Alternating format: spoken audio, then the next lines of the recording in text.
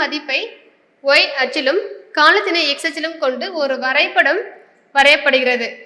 இவ்வரைபட சாய்வின் மதிப்பு பார்த்தீங்கன்னா சொல்றது போர்ஸ் விசை.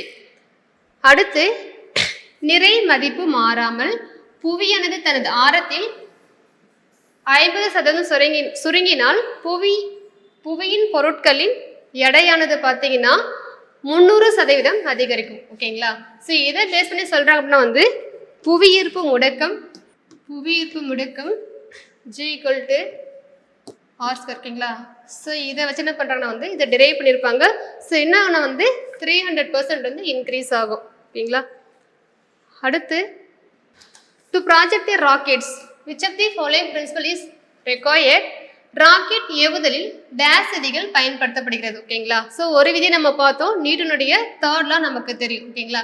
அடுத்து பார்ப்போம் Newton's law of gravitation, law of conservation of linear momentum both A and C. ஓகேங்களா? இங்க பார்த்தீங்கன்னா ஒன்று வந்து A வரும், அனதர் ஒன் C. ஓகேங்களா? ஒன்று வந்து நியூட்டனின் 3ஆம் விதி வரும், நேர்கட்டு உந்த மாற்று கோட்பாடு. ஓகேங்களா? ஸோ ஆன்சர் வந்து A and C ரெண்டுமே வரும்.